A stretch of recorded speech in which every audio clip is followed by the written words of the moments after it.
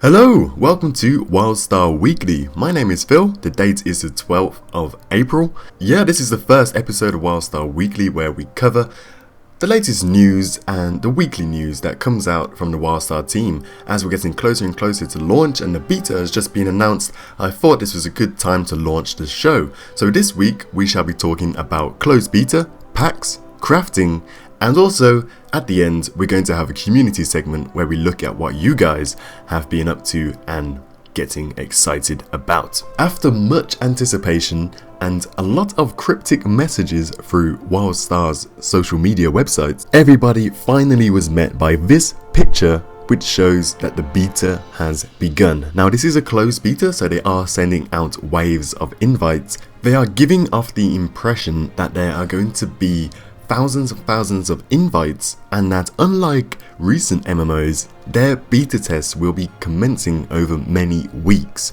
rather than just having beta weekends.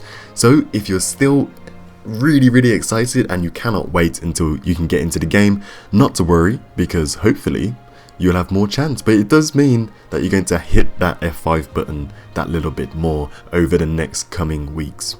If you haven't signed up yet, you can check the description box below, and also beware of scams that are going on. Only trust the official Wildstar email, and basically don't fall for any scams. They are not selling beta keys. There are no beta keys for sale, so do not pay for a beta key.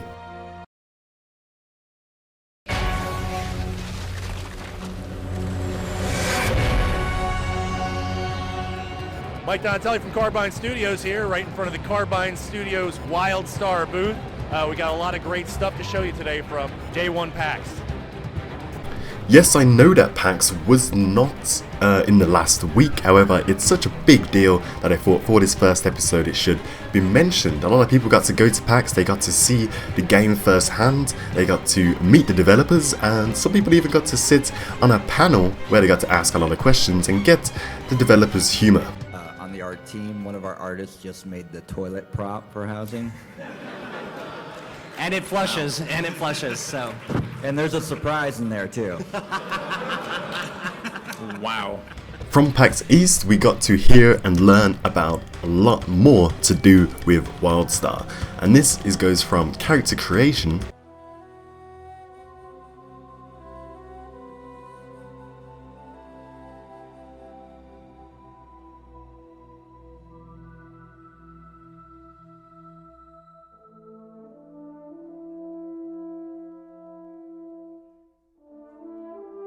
a new series of videos that Carbine and the guys at Wildstar are putting out called DevSpeak.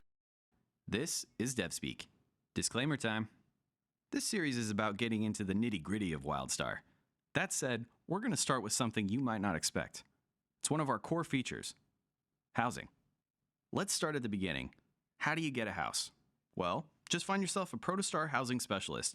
You'll see them pretty early on. Bring some cash and you are G2G. They'll send you straight to your sky plot to start building. You'll want to clear off any, shall we say, undesirables. Oh, what up?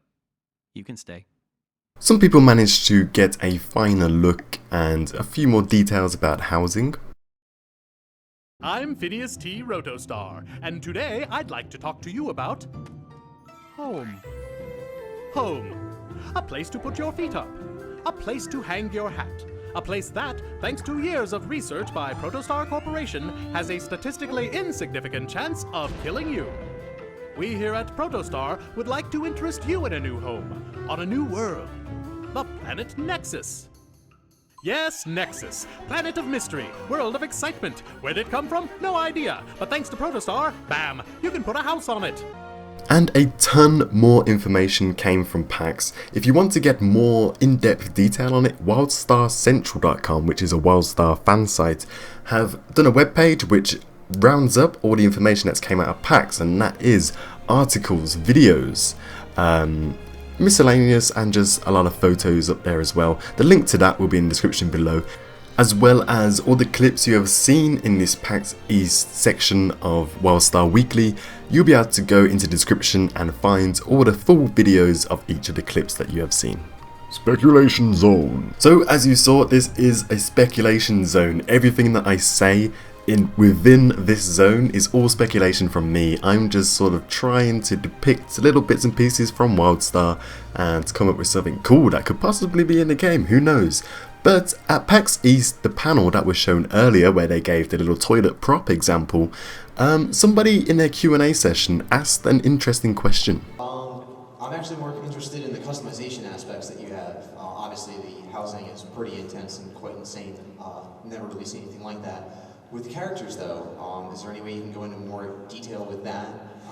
More particularly how you can customize your character's appearance? Man, I feel like we might have planted some of these questions in the audience. A little too perfect. So, okay, a normal question about, you know, how can you customize your character and the depth that they're doing to customization in the game. But we received quite an interesting answer later on. We have a lot of plans for customization. One of the things that whenever we implement something that a player can get, such as housing or other things, I'm not going to announce too many things here, but we always ask, can you customize it? And our answer is always yes. So whenever we add anything for you guys to collect or anything, we want to give you guys the power to do as much to it as you possibly can. So, all right, we are quickly running out of time. So let's take a look at what has been said here. The question was simple enough. It was just, you know, how much can we customize our characters within the game? And the answer given was in like 3 stages. The first stage was the character creation that you meet as soon as you create your character in game. And that was basic, you know, what we're used to. And the second part was, you know, the housing, the player housing. Of course, that's part of your own character, you know, it's an extension of your character, your house, you can customize that. But then the third part was after the character creation, after the player housing. He went on to talk about other sort of collectibles that you can find in game that you can customize. So my immediate thought was just mounts. Can you customize your mounts? Because they did show mounts, as we can see here. So I don't know, mounts are a typical sort of player collectible that's really popular. You know, everybody goes out their way to get an awesome looking mount that's different from everybody else's, so why not be able to customize your own? You know, you get this cool bike, maybe you can change the wheels, maybe you can put spikes so they come out the wheels, kind of like the old Roman chariot style. Who knows, you know, I think customizable mounts would be amazing and it'd be a really good addition to MMOs that we don't see very often, but it makes so much sense. What do you guys think on this? Do you think customizable mounts would be an awesome idea? Remember, we are in the speculation zone. But not anymore, and this brings us on to our last point, which was crafting. Although we're still yet to get full details on the actual proper crafting system, in this developer blog post we learn a little bit about circuit board crafting, which from what I can sort of gather is basically the socketing system that's within the game, but it seems to be a lot more important than many other games. There's different style of chips that you can acquire throughout the game which give you different benefits, and you can acquire these chips from extracting them from items or implementing them into your own items and really customizing your weapons and your gear within the game. And it looks like they're looking to make these chips a very big deal in the economy as well. But if you want to check out the full article, as you can see here, it's a very interesting read, and if you're into crafting, I'll definitely recommend it. But other than that, I'm still really waiting on the proper sort of explanation of how the whole crafting system is going to work within the game. We've also heard a little bit more about Warfronts, and we got a little tiny details from developers, but we're still waiting on some solid information. Which brings us on to our community section. Now, this is a YouTube channel for a new podcast that's come out called Late Night Dominion, and this is their very first episode. I watched it earlier on today, and they have one video on their YouTube channel at the moment, but you know, this sort of podcast has also been everywhere. Wildstar fans on Twitter have talked about it, and I've checked it out, and it's a really awesome listen. So if you're into Wildstar and you want to sort of hear more about it, then podcasts are definitely an awesome way to check it out, and Late Night Dominion is a sort of newest and freshest one, so why not start there?